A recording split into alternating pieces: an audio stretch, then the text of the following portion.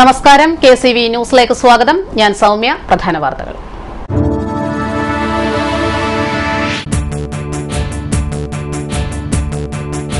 കുടിവെള്ളവും നടവഴിയുമില്ലാതെ കിടങ്ങറ ചെറുകാപ്പ് പുതുവൽ ഹരിജൻ കോളനി. മുഖത്തൊട്ടിച്ച ചിരിയുമായി വോട്ടും വാങ്ങിപ്പോയാൽ പിന്നെ ആരും ഇവിടേക്ക് തിരിഞ്ഞു കയറാറില്ല.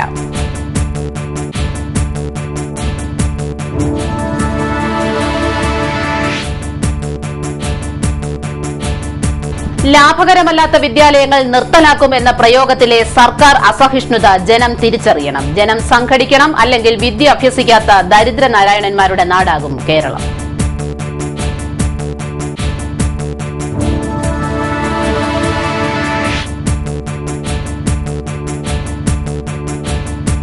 ജലഗതാഗത വകുപ്പിന്റെ ബോട്ടുകൾ കട്ടപ്പുറത്താകുന്നു. കുട്ടനാട്ടിലെ ഉൾപ്രദേശത്തേക്കുള്ള സർവീസുകൾ വെട്ടിക്കുറയ്ക്കുന്നത് വിദ്യാർത്ഥികളെയും നാട്ടുകാരെയും കഷ്ടത്തിലാക്കി.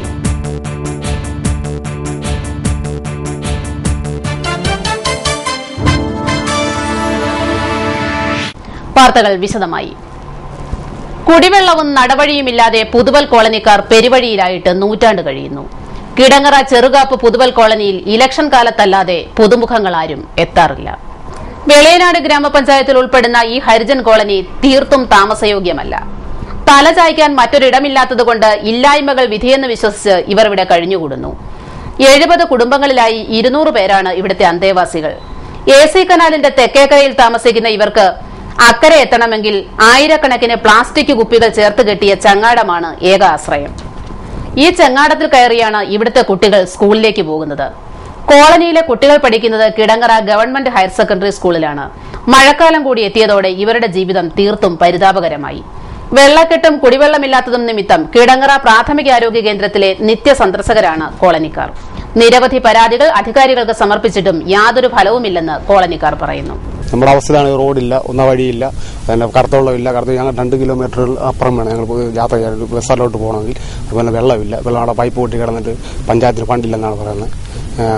അവർ പറയുന്നത് അവിടെ പണി കഴിഞ്ഞ വർഷം പിടിച്ചവർ നഷ്ടമായിട്ട് അവർ പിരിഞ്ഞു ഇട്ടിട്ട് വെള്ളം കിലോമീറ്റർ ദൂരം താണ്ടിയാണ് ഞങ്ങൾ പോകുന്നത്. വള്ളത്തേക്ക് പോകണം. പിന്നെ കടത്തില്ല, ചങ്ങാടത്തിലാണ് ഞങ്ങൾ പോകുന്നത്. പിന്നെ എൻ്റെ ഇവിടെ 100-120 പിള്ളേർ സ്കൂളിൽ പഠിക്കുന്നുണ്ട്. ആ വഴിയുടെ അവസ്ഥകൾ കണ്ടല്ലേ. അങ്ങനെയുള്ള കാര്യങ്ങളൊക്കെയാണ് ഇവിടുത്തെ വിജയിച്ച് വരുന്ന അല്ലെങ്കിൽ വരുന്ന ഭരണാധികാരികൾ എല്ലാം ഞങ്ങൾ തരാമെന്ന് പറയുന്നുണ്ട്. പക്ഷേ ഒന്നും ഞങ്ങൾക്ക് തരാതെ കിട്ടിയിട്ടില്ല. അതുപോലെ ഇത്തവണ ഞങ്ങൾ വോട്ട് ബഹിഷ്കരിച്ച് അത് കാരണം ഇപ്പോൾ MLA ഫണ്ട് ചെയ്യുന്നുണ്ട്. 40 ലക്ഷം രൂപ അനുവദിച്ചിട്ടുണ്ടെന്ന് പറയുന്നു. അങ്ങനെ വഴി ഇടവന്ന് കളന്നിട്ട് പോയിട്ടുണ്ട്. അപ്പോൾ മഴയൊക്കെ പെയ്ത് കഴിഞ്ഞാൽ സ്കൂളിൽ പിള്ളേർക്ക് പോകാനൊക്കെ ഭയങ്കര ബുദ്ധിമുട്ടൊക്കെയാണ്. പിന്നെ ഞങ്ങൾക്ക് അക്കരെ കടത്തൊന്നുമില്ല. പിന്നെ ആർക്കെങ്കിലും അസുഖമൊക്കെ വന്നു കഴിഞ്ഞ് കഴിഞ്ഞാൽ പോകാനും ഒക്കെ ഭയങ്കര ബുദ്ധിമുട്ടാണ്. കുടിവെള്ളം ഞങ്ങൾക്ക് ഇവിടെ വെള്ളം അങ്ങനെ കിട്ടത്തില്ല. ഞാൻ ഭയങ്കര ബുദ്ധിമുട്ടാണ്. മഴക്കാലമൊക്കെ ആയിക്കഴിഞ്ഞാൽ വെള്ളം പൊങ്ങിയാ. റോഡില്ലാത്തതുകൊണ്ട് ആശുപത്രിയിലൊക്കെ പോകാനൊക്കെ ആണെങ്കിലും ഒത്തിരി ദൂരം പോണം ഞങ്ങൾക്ക് റോഡിലോട്ട് ചെല്ലണമെങ്കിൽ. അത്യാവശ്യമാണ്. ഈ 4 പാടത്തോട്ടും പണി ചെയ്യാൻ പോകാനായിട്ട് പിന്നെ ഞങ്ങൾക്ക് വളരെ ബുദ്ധിമുട്ടാണ്. അതുകൊണ്ട് പിന്നെ ഞങ്ങൾക്ക് ആ കടത്തുവെള്ളം ഗവൺമെന്റ് ആണ് അത്യാവശ്യം. ഈ പഞ്ചായത്തിൽ നിന്ന് കടത്തുവെള്ളം വിട്ടാൽ അതിലിരിക്കാൻ ആളില്ല, വള്ളം മേടിക്കാൻ ആളില്ല. വള്ളത്തിന് ഭയങ്കര പിന്നെ 1 മാസത്തേക്ക് കൂലി കൂടുതലാണ്. അതുകൊണ്ട് ആരും ഇരിക്കുന്നില്ല. അതുകൊണ്ട് സർക്കാരിന്റെ ഒരു കടത്തുവെള്ളമാണ് ഏറ്റവും അത്യാവശ്യമായിട്ട് ഞങ്ങൾക്ക് ഉള്ളത്. അതായത് 4 പാടമാണ്. 4 പാടത്തു നിന്ന് ഈ ഒരു പാടം കടന്ന് വേണം ഞങ്ങൾക്ക് റോഡിലെത്താൻ. ഒരു രോഗം വന്നാൽ ആ രോഗിയെ കൊണ്ടുപോകാനായിട്ട് വളരെ ബുദ്ധിമുട്ടാണ്. മിക്കവാറും ഒരു 3-4 പേര് പിന്നെ വിഷം കുടിച്ചുമൊക്കെ പോയിട്ട് നമ്മൾ ആ റോഡിലെത്തുന്ന മുമ്പ് തന്നെ ആളുകൾ മരിച്ചു പോയി. പല കാര്യങ്ങളുണ്ട്. പെൺപിള്ളേരായാലും ആൺപിള്ളേരായാലും പ്രായമുള്ളവരാണേലും മരിച്ചിട്ടുണ്ട്. അറ്റാക്ക് വന്ന് 2 പേര് നമ്മൾ നെടുമുടി വരെ എത്തിക്കുന്ന മുമ്പേ അവർ മരിച്ചുപോയി. 2 പേര്. പൊതുവിദ്യാഭ്യാസത്തെ സ്നേഹിക്കുന്നവർക്ക് കൂടുതൽ ജാഗ്രത ആവശ്യപ്പെടുന്ന സങ്കീർണമായ പ്രശ്നങ്ങൾക്ക് നടുവിലാണ് പുതിയ അധ്യയന വർഷം ആരംഭിച്ചത്. സംസ്ഥാന സർക്കാരിന്റെ തലതിരിഞ്ഞ നയങ്ങൾ പൊതുവിദ്യാഭ്യാസ മേഖലയുടെ കടക്കൽ കത്തിവെക്കുന്നതാണ്. ഭാരതത്തിലെ പല സംസ്ഥാനങ്ങളിലും വിദ്യാഭ്യാസം നിയന്ത്രിക്കുന്നത് ജാതിമത ശക്തികളാണ്. എല്ലാ വിഭാഗത്തിൽപ്പെട്ട വിദ്യാർത്ഥികളും ഒന്നിച്ചിരുന്ന് പഠിക്കുവാനും ഭക്ഷണം കഴിക്കുവാനും പ്രാർത്ഥനകളിലും അനുഷ്ഠാനങ്ങളിലും പങ്കെടുക്കുവാനും കഴിയാത്ത അവസ്ഥയാണ് നിലനിൽക്കുന്നത്. പ്രാർത്ഥനകളും അനുഷ്ഠാനങ്ങളും സ്വകാര്യ മാനേജ്മെന്റ് സ്കൂളുകളുടെ താൽപര്യത്തിനനുസരിച്ച് മാറ്റപ്പെടുമ്പോൾ മതേതരത്വം കുഞ്ഞു മനസ്സിൽ ഇടം പിടിക്കില്ല. പാഠ്യപദ്ധതിയും പാഠപുസ്തകങ്ങൾ തീരുമാനിക്കുന്നതിലും ഇത്തരം പ്രതിലോമ ശക്തികൾക്ക് നിർണായക സ്വാധീനമുണ്ട്. കോർപ്പറേറ്റ് വൽക്കരണത്തിന്റെ ഫലമായി സൗജന്യ വിദ്യാഭ്യാസം അപ്രത്യക്ഷമാവുകയാണ്. ബഹുഭൂരിപക്ഷം വരുന്ന ദരിദ്രനാരായണന്മാരുടെ മക്കൾക്ക് വിദ്യാഭ്യാസവും ഇതോടെ അന്യമാകും. താൽക്കാലിക അടിസ്ഥാനത്തിലും കരാർ അടിസ്ഥാനത്തിലും നിയമിക്കപ്പെടുന്ന അധ്യാപകർക്ക് വളരെ തുച്ഛമായ വേതനമാണ് ലഭിക്കുന്നത്. ജീവിത ചെലവ് നിമിത്തം ഒഴിവു സമയങ്ങളിൽ മറ്റു ജോലികൾ കൂടി ചെയ്താണ് ഇവർ ജീവിതം മുമ്പോട്ട് കൊണ്ടുപോകുന്നതെന്നും വാസ്തവമാണ്. പൊതുവിദ്യാഭ്യാസത്തെ തകർത്തേ അടങ്ങൂ എന്ന വാശിയിലാണ് ഭരണാധികാരികൾ എന്ന് തോന്നിയാൽ തെറ്റുപറയാനാവില്ല. ദരിദ്രരായ കുട്ടികൾക്കുള്ള യൂണിഫോം വിതരണത്തെക്കുറിച്ച് സർക്കാർ ഇനിയും തീരുമാനമെടുത്തിട്ടില്ല. എയ്ഡഡ് സ്കൂളിലെ വിദ്യാർത്ഥികൾക്ക് ഇത്തവണ യൂണിഫോം നൽകുമോ എന്നറിയില്ല. സർക്കാരിന്റെ കെടുകാര്യസ്ഥതയും അഴിമതിയും നിമിത്തം കഴിഞ്ഞ വർഷം യൂണിഫോം വിതരണം താറുമാറായിരുന്നു. SSLC ഫലം നേരത്തെ പ്രസിദ്ധീകരിക്കപ്പെട്ടെങ്കിലും അഡ്മിഷൻ നടപടികൾ വൈകിയാണ് ആരംഭിച്ചത്. CBSE വിദ്യാലയങ്ങളുടെ താൽപര്യം സംരക്ഷിക്കുവാനാണ് സർക്കാർ ഇങ്ങനെ ചെയ്തത്. ഏകജാലക പ്രവേശനം അട്ടിമറിക്കപ്പെട്ട അവസ്ഥയിലാണ്. എല്ലാം ചേർത്ത് വായിക്കുമ്പോൾ പൊതുവിദ്യാലയങ്ങളെ തകർക്കുന്ന തരത്തിൽ ഒരു സമാന്തര വിദ്യാഭ്യാസ സമ്പ്രദായവും സ്ഥാപനങ്ങളും വളർത്തിയെടുക്കുവാൻ സർക്കാർ ശ്രമിക്കുന്നതിന്റെ അടയാളങ്ങൾ വ്യക്തമാണ്. വിദ്യാഭ്യാസം തൊഴിൽ നേടുവാനുള്ള കേവല ഉപാധിയായി ചുരുങ്ങിയ ആധുനിക കാലത്തിന്റെ യുക്തികൾ ചൂഷണം ചെയ്ത് വളരുകയാണ് സ്വകാര്യ മാനേജ്മെന്റ് കോർപ്പറേറ്റ് ശക്തികൾ. കുട്ടികൾ കുറവെന്ന് പറഞ്ഞ് പൊതുവിദ്യാലയങ്ങൾ പൂട്ടുമ്പോൾ തൊട്ടടുത്ത് അംഗീകാരം ഉള്ളതും ഇല്ലാത്തതുമായ സ്കൂളുകൾ കൂണുകൾ പോലെ മുളയ്ക്കുന്നു. പൊതുവിദ്യാഭ്യാസ മേഖല സംരക്ഷിക്കപ്പെടണമെങ്കിൽ സർക്കാർ നയങ്ങൾ മാറണം. ഭൌതിക സാഹചര്യങ്ങൾ മെച്ചപ്പെടുത്താൻ ജനകീയ കൂട്ടായ്മകൾ വളർന്നു വരണം. ഗുണനിലവാരമുള്ള വിദ്യാഭ്യാസം ഉറപ്പുവരുത്താൻ സംഘടിതമായ യത്നങ്ങൾ ആവശ്യമാണ്. ഇതിന്റെ ഫലം പ്രത്യക്ഷത്തിൽ പ്രകടമായ നിരവധി സ്കൂളുകൾ കുട്ടനാട്ടിൽ തന്നെയുണ്ട്. സർക്കാർ സ്കൂളിൽ 1ാം ക്ലാസ് പ്രവേശനം നേടിയ കുട്ടികളുടെ എണ്ണത്തിൽ ആലപ്പുഴ ജില്ലയിലുണ്ടായ വർധനവ് ഇതിന് തെളിവാണ്. ലാഭകരമല്ലാത്ത വിദ്യാലയങ്ങൾ എന്ന പ്രയോഗത്തിലെ അസഹിഷ്ണുത ജനങ്ങൾ തിരിച്ചറിയണം. അതിനെതിരായി സംഘടിക്കണം. പൊതുവിദ്യാലയങ്ങൾ നിലനിൽക്കണമെങ്കിൽ മതസഹിഷ്ണുതയും സാമൂഹ്യ പ്രതിബദ്ധതയുമുള്ള ഒരു സമൂഹം ഉരുത്തിരിയണമെങ്കിൽ അതുമാത്രമാണ് ഏക പോംവഴി. ജലഗതാഗത വകുപ്പിന്റെ ബോട്ടുകൾ മുന്നറിയിപ്പില്ലാതെ സർവീസ് മുടക്കുന്നതായി പരാതി. കൈനകരി, നെടുമുടി, കാവാലം, കൃഷ്ണപുരം തുടങ്ങിയ പ്രദേശങ്ങളിലേക്ക് പോകുന്ന ബോട്ടുകളാണ് സ്ഥിരമായി പണിമുടക്കുന്നത്. സ്കൂൾ തുറന്നതോടുകൂടി നൂറുകണക്കിന് കുട്ടികളാണ് ബോട്ടിനെ ആശ്രയിക്കുന്നത്. അപ്രതീക്ഷിതമായി ബോട്ടുകൾ പണിമുടക്കുന്നത് കുട്ടനാട്ടിലെ ഉൾപ്രദേശങ്ങളായ കാവാലം, കൈനകരി, ആർ ബ്ലോക്ക് തുടങ്ങിയ പ്രദേശങ്ങളിൽ നിന്നും ആലപ്പുഴയിലേക്ക് പോകുന്ന നിരവധി യാത്രക്കാർക്ക് തിരിച്ചടിയാവുകയാണ്. പലപ്പോഴും ഈ പ്രദേശങ്ങളിലേക്ക് സർവീസ് നടത്തുന്ന ബോട്ടുകൾ കാലപ്പഴക്കം ചെന്നതാണ്. ഇത്തരത്തിൽ സർവീസ് നടത്തുന്ന പല ബോട്ടുകളും കേടായി കായലിൽ കൂടി ഒഴുകി നടക്കുന്നത് പതിവായിരിക്കുകയാണ്. മുന്നറിയിപ്പില്ലാതെ യാത്രാസമയത്ത് ബോട്ടുകൾ റദ്ദാക്കിയാൽ ആലപ്പുഴ ബോട്ട് സ്റ്റേഷൻ ഉപരോധിക്കുമെന്ന് യാത്രക്കാർ പറഞ്ഞു. ക്രമക്കേട് കണ്ടതിനെ തുടർന്ന് പണം തിരിച്ചടയ്ക്കാൻ പഞ്ചായത്ത് സെക്രട്ടറി നോട്ടീസ് നൽകിയിട്ടും വകവയ്ക്കാതെ തലവടി പഞ്ചായത്ത് മുൻ ഭരണസമിതി. സർക്കാർ ഉത്തരവില്ലാതെ വേണ്ടപ്പെട്ടവർക്കും സുഹൃത്തുക്കൾക്കും ഭവന പരിസരം മണ്ണിട്ടുയർത്താൻ അനുവദിച്ച പണം തിരിച്ചടയ്ക്കാനാണ് നോട്ടീസ് നൽകിയത്. ക്രമക്കേട് കണ്ടെത്തിയതിനെ തുടർന്ന് പണം തിരിച്ചടയ്ക്കണമെന്ന് കാണിച്ച് ഓഡിറ്റ് വിഭാഗം തലവടി പഞ്ചായത്ത് സെക്രട്ടറിക്ക് കത്ത് നൽകിയിരുന്നു. ഇതേ തുടർന്നാണ് മുൻ ഭരണസമിതി അംഗങ്ങളായിരുന്നവർ തുക തുല്യമായി വീതിച്ച് തിരിച്ചടയ്ക്കണമെന്ന് നോട്ടീസ് നൽകിയത്. തലവടി ഗ്രാമപഞ്ചായത്തിൽ കഴിഞ്ഞ ഭരണസമിതിയിൽപ്പെട്ട 10ഓളം അംഗങ്ങളാണ് ക്രമക്കേട് കാട്ടിയത്. 2008-2009 സാമ്പത്തിക വർഷം വിവിധ വ്യക്തികൾക്ക് ഭവന പരിസരം മണ്ണിട്ടുയർത്താൻ 3,32,000 രൂപയാണ് ചെലവിട്ടത്. സർക്കാർ സബ്സിഡി മാർഗരേഖയിൽ ഇപ്രകാരം ആനുകൂല്യം നൽകുന്നതിന് അനുമതിയില്ല.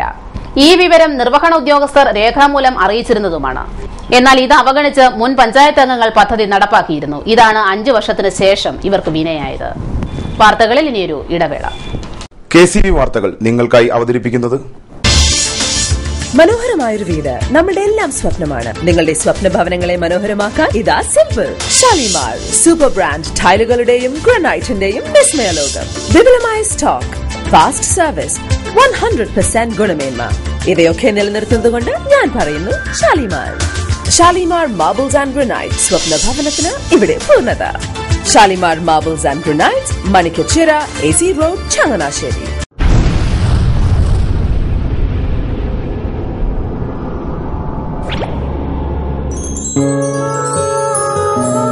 സ്വപ്ന ജ്വല്ലറി ചങ്ങനാശ്ശേരി. സംശുദ്ധിയുടെ അരനൂറ്റാണ്ട് കാലത്തെ പാരമ്പര്യം. ചങ്ങനാശ്ശേരിയിലെ ആദ്യത്തെ 916 ഹോൾമാർക്ക് സ്വർണ്ണാഭരണശാല. ഉയർന്നുവരുന്ന സ്വർണ്ണവിലയ്ക്ക് ആശ്വാസമായി സ്വപ്ന ജ്വല്ലറി ഒരുക്കുന്നു സ്വപ്നനിധി സ്വർണ്ണ സമ്പാദ്യ പദ്ധതി. തവണകളായി അടയ്ക്കുന്ന തുക അതാത് ദിവസത്തെ സ്വർണ്ണവിലയിലേക്ക് മാറ്റി നിശ്ചയിക്കുന്നതിനാൽ പിന്നീടുണ്ടാകുന്ന വിലവർദ്ധനവ് നിങ്ങളെ ബാധിക്കുന്നില്ല. 250 രൂപ മുതൽ വരുന്ന 18 തവണകളാണ് സ്വപ്നനിധിക്കുള്ളത്. സ്വപ്ന ജ്വല്ലറി, സ്വപ്ന ബിൽഡിംഗ്, ചങ്ങനാശ്ശേരി.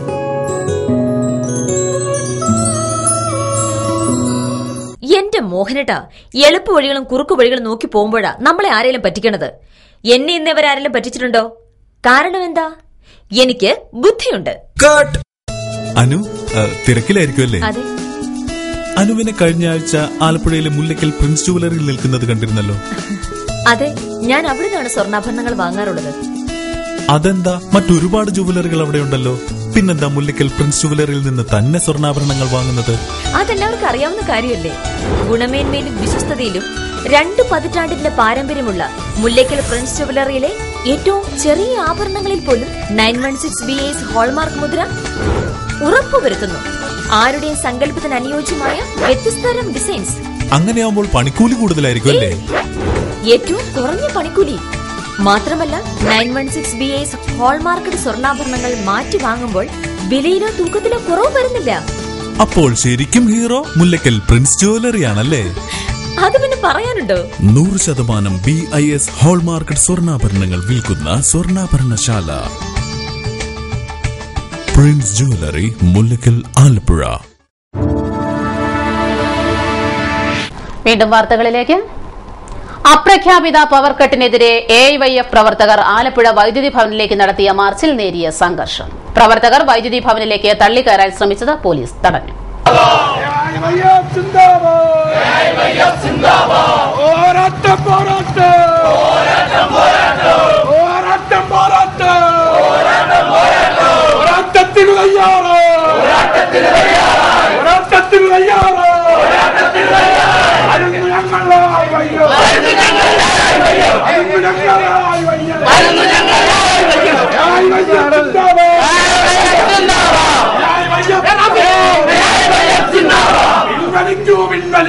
തുടർന്ന് നടന്ന ഉന്തിലും തള്ളിലും പെട്ട് AIYF പ്രവർത്തകർക്ക് നിസ്സാര പരിക്കേറ്റു. ജോയിന്റ് കൌൺസിൽ ജില്ലാ കമ്മിറ്റി ഓഫീസിന് സമീപത്തു നിന്നും മാർച്ച് ആരംഭിച്ചു. തുടർന്ന് നടന്ന ധർണ AIYF ജില്ലാ പ്രസിഡന്റ് BSM ഹുസൈൻ ഉദ്ഘാടനം ചെയ്തു. കേരളത്തിലെ ജനങ്ങളുടെ മേൽ ഒരു ഇടിത്തീ പോലെ വന്ന് ഭവിക്കാൻ വേണ്ടി പോവുകയാണ്. അത് ഈ കേരളത്തിൽ അനുവദിക്കാൻ സാധ്യമല്ല എന്ന് AIYF ഇന്ന് കേരളത്തിലെ 14 കേന്ദ്രങ്ങളിൽ അസന്നിഗ്ധമായി പ്രഖ്യാപിക്കുകയാണ്. കേരളത്തിൽ ഇതിനു മുമ്പ് വൈദ്യുതി ചാർജ് വർദ്ധിപ്പിച്ച ആന്റണിയുടെ സർക്കാരിനുണ്ടായ അനുഭവം കേരളത്തിൽ ഇന്ന് അധികാരത്തിലിരിക്കുന്ന UDFന്റെ മുഖ്യമന്ത്രിക്ക് ആ ഒരു ഓർമ്മയുണ്ടായാൽ നന്നായിരിക്കും എന്ന് ഞങ്ങൾ ഈ അവസരത്തിൽ സൂചിപ്പിക്കുകയാണ്. ഇവിടെ സ്വാഗത പ്രാസംഗികൻ സൂചിപ്പിച്ചതുപോലെ കേരളത്തിൽ 140% വൈദ്യുതി ചാർജ് ആന്റണിയുടെ ഭരണകാലത്ത് വർദ്ധിപ്പിക്കാൻ തീരുമാനിച്ചപ്പോൾ MN സ്മാരകത്തിൽ ഇരുന്നു കൊണ്ട് കമ്മ്യൂണിസ്റ്റ് പാർട്ടിയുടെ ആദരണീയനായ സംസ്ഥാന സെക്രട്ടറി സഖാവ് വെളിയം പ്രഖ്യാപിച്ചു. സംസ്ഥാന വൈസ് പ്രസിഡന്റ് TP അജയകുമാർ അധ്യക്ഷനായി. ജില്ലാ secretary TT Jismon, C Arunkumar, E Ishaq എന്നിവർ സംസാരിച്ചു. ചങ്ങനാശ്ശേരി പെരുന്ന KSRTC ബസ് സ്റ്റാൻഡിൽ വെളിച്ചമില്ല. ഇതിനാൽ സന്ധ്യ കഴിഞ്ഞാൽ ബസ് സ്റ്റാൻഡ് പ്രദേശത്ത് അനാശാസ്യവും മയക്കുമരുന്ന്, കഞ്ചാവ് കച്ചവടവും തകൃതിയായി നടക്കുന്നതായി നാട്ടുകാർ ആരോപിച്ചു. ചങ്ങനാശ്ശേരി പെരുന്ന ബസ് സ്റ്റാൻഡിൽ വെളിച്ചമില്ലാതായിട്ട് മാസങ്ങളായി. സന്ധ്യ കഴിഞ്ഞാൽ യാത്രക്കാർ ഒഴിയുന്നതോടെ ഈ പ്രദേശത്ത് കഞ്ചാവ്, മയക്കുമരുന്ന് സംഘങ്ങൾ പിടിമുറുക്കുന്നു. എന്നാൽ ഇതിനെ തടയുവാൻ പോലീസോ മറ്റധികാരികളോ ശ്രമിക്കുന്നില്ലെന്ന ആക്ഷേപം ഉയർന്നിട്ടുണ്ട്. ഇതിനെതിരെ നാട്ടുകാർ നിരവധി പരാതികൾ നൽകിയിട്ടും ഇതുവരെ നടപടിയുണ്ടായിട്ടില്ല. മുനിസിപ്പാലിറ്റിയുടെ കീഴിലുള്ള ഈ ബസ് സ്റ്റാൻഡ് തീരെ അവഗണിക്കപ്പെട്ട നിലയിലാണ്. അതായത് മുനിസിപ്പാലിറ്റിക്ക് ഈ ബസ് സ്റ്റാൻഡുമായിട്ട് യാതൊരു ബന്ധവുമില്ലാത്ത രീതിയിലാണ് അവരുടെ പ്രവർത്തനം. സന്ധ്യ കഴിഞ്ഞാൽ ഇവിടെ ഒരു വെളിച്ചം വേണമെങ്കിൽ തീപ്പെട്ടിക്കൊള്ളിയും കൊണ്ട് നടക്കേണ്ട ഒരു സ്ഥിതിയാണ് വന്നിരിക്കുന്നത്. അതേപോലെ തന്നെ KSRTCയുടെ ഒരു സ്റ്റാൻഡിൽ RTO വരെ ഇവിടെ പ്രവർത്തിക്കുന്നുണ്ട്. പക്ഷേ ഒരു കാരണവശാലും അവർക്ക് അതിനകത്ത് ഇരുന്ന് പ്രവർത്തിക്കാൻ പറ്റാത്ത തരത്തിലാണ് പ്രവർത്തനം നടക്കുന്നത്. ഒരു തുള്ളി വെളിച്ചം എന്നും മലയാളത്തിൽ പറയാറുള്ളത് പോലെ വെളിച്ചം അശേഷമില്ലാത്ത രീതിയിൽ ഇതിന്റെ പിന്നിൽ അനാശാസ്യ പ്രവർത്തനങ്ങൾ നടക്കുന്നുണ്ടെന്നുള്ളത് തെളിവാണ്. അതുപോലെ തന്നെ ഇവിടെ ഒരു മൂത്രപ്പരയുണ്ട്. ആ മൂത്രപ്പരയിൽ കഴിഞ്ഞ ഒരു 3 മാസം മുമ്പ് ഒരു ബോർഡ് വന്നു, ഇവിടെ വെള്ളമില്ല, അതുകൊണ്ട് ആരും മഴക്കുണ്ടാക്കരുത്. ഇപ്പോൾ ഒരു മഴ സമയമായതുകൊണ്ട് വെള്ളമുണ്ട്. ഇതൊന്നും കാണാത്ത മട്ടിൽ നടക്കുന്ന മുനിസിപ്പാലിറ്റി എന്താണ് പറയേണ്ടതെന്ന് സാധാരണ ജനം ചോദിക്കുക. അതേപോലെ തന്നെ ഈ അനാശാസ്യ പ്രവർത്തനം നടക്കുന്നതിനൊപ്പം ഡ്രഗ്സും ഇവിടെ സുലഭമായി കിട്ടുന്നുണ്ട്. ഒരു 4 മണിയായാലും രാവിലെ ഒരു 9:30 മണിയായാലും കുട്ടികൾ ഈ പ്രാന്തപ്രദേശത്തെ കടകളിൽ നിന്ന് വാങ്ങിച്ചുകൊണ്ട് പോകുന്നത് നിത്യസംഭവമാണ്. ഇതിനെല്ലാം ഒരു അറുതി വരുത്തണമെന്നുണ്ടെങ്കിൽ തക്കതായ ബലമുള്ള ഒരു ഭരണം ഈ മുനിസിപ്പാലിറ്റിയിൽ ഉണ്ടായാൽ മാത്രമേ സാധ്യമാകൂ. ബസ് സ്റ്റാൻഡിലും പരിസരത്തും പോലീസ് പെട്രോളിംഗ് ശക്തമാക്കണമെന്നും നാട്ടുകാർ ആവശ്യപ്പെട്ടു. ആലപ്പുഴ ജില്ലാ പഞ്ചായത്ത് സ്കൂളുകളിൽ നടപ്പാക്കുന്ന കായികക്ഷമതാ പദ്ധതിയുടെ ഭാഗമായി സ്പോർട്സ് കിറ്റ് വിതരണം ചെയ്തു. വിവിധ സ്കൂളുകളിൽ നിന്നായി 220 കുട്ടികൾക്കും 30 അധ്യാപകർക്കുമാണ് സ്പോർട്സ് കിറ്റ് വിതരണം ചെയ്തത്. ജില്ലാ പഞ്ചായത്ത് പ്രസിഡന്റ് അഡ്വക്കേറ്റ് പ്രതിഭ ഹരി ചടങ്ങ് ഉദ്ഘാടനം ചെയ്തു.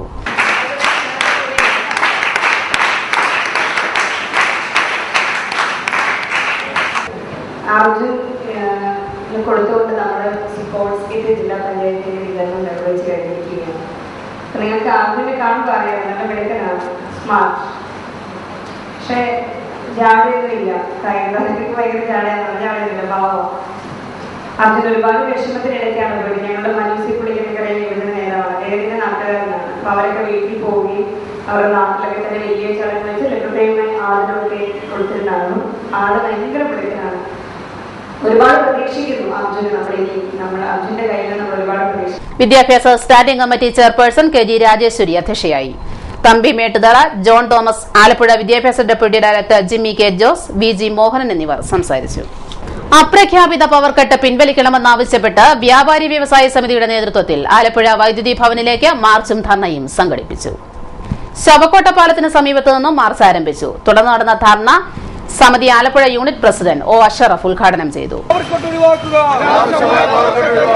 ഈ വെള്ളാന എന്ന് പറയുന്ന ഈ സംവിധാനത്തെ ചലിപ്പിക്കുവാൻ ആവശ്യമായിട്ടുള്ള സാമ്പത്തികം കൊടുക്കുന്ന ഈ വ്യാപാരികളെയും വ്യവസായികളെയും അങ്ങേയറ്റം തകർക്കുന്ന സമീപനമാണ് KSEBയുടെ ഭാഗത്തുനിന്നുണ്ടായിക്കൊണ്ടിരിക്കുന്നത്. ഓരോ ദിവസവും എത്ര മണിക്കൂറാണ് പവർ കട്ടെന്ന് പറഞ്ഞറിയിക്കുവാൻ കഴിയാത്ത തരത്തിൽ, കടകൾ തുറന്ന് പ്രവർത്തിപ്പിക്കാൻ കഴിയാത്ത തരത്തിലേക്ക് ഇന്ന് പ്രശ്നങ്ങൾ വഷളായിക്കൊണ്ടിരിക്കുകയാണ്. ചോദിക്കാനും പറയാനും ആരുമില്ലാത്ത രൂപത്തിലേക്ക് ഇന്ന് ആന കയറിയ കരിമ്പന്തോട്ടം പോലെ KSEB മാറിക്കൊണ്ടിരിക്കുകയാണ്. എത്ര മണിക്കൂറാണ് നിങ്ങളുടെ പവർക്കട്ട്? നിങ്ങൾ ആദ്യം പറഞ്ഞു അരമണിക്കൂറാണ് പവർക്കട്ടെന്ന് പറഞ്ഞു. ഞങ്ങൾ ചോദിക്കുകയാണ്, എന്തിനാണ് നിങ്ങൾ ഈ പവർക്കട്ട് ഏർപ്പെടുത്തുന്നത്? പി ജെ കുര്യൻ അധ്യക്ഷനായി. ജില്ലാ secretary P V Baiju, area secretary James എന്നിവർ സംസാരിച്ചു. പ്രധാന വാർത്തകളിലേക്ക് ഒരിക്കൽ കൂടി.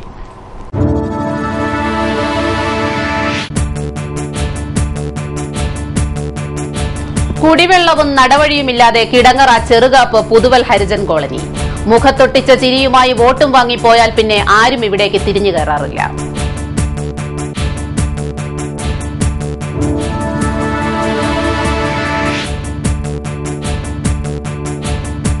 ലാഭകരമല്ലാത്ത വിദ്യാലയങ്ങൾ നിർത്തലാക്കുമെന്ന പ്രയോഗത്തിലെ സർക്കാർ അസഹിഷ്ണുത ജനം തിരിച്ചറിയണം. ജനം സംഘടിക്കണം, അല്ലെങ്കിൽ വിദ്യ അഭ്യസിക്കാത്ത ദരിദ്രനാരായണന്മാരുടെ നാടാകും കേരളം.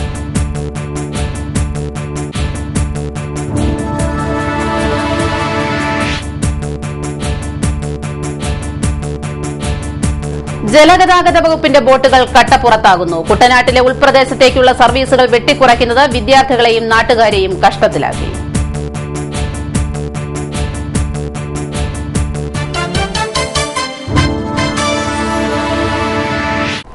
വാർത്തകൾ കഴിഞ്ഞു. നമസ്കാരം.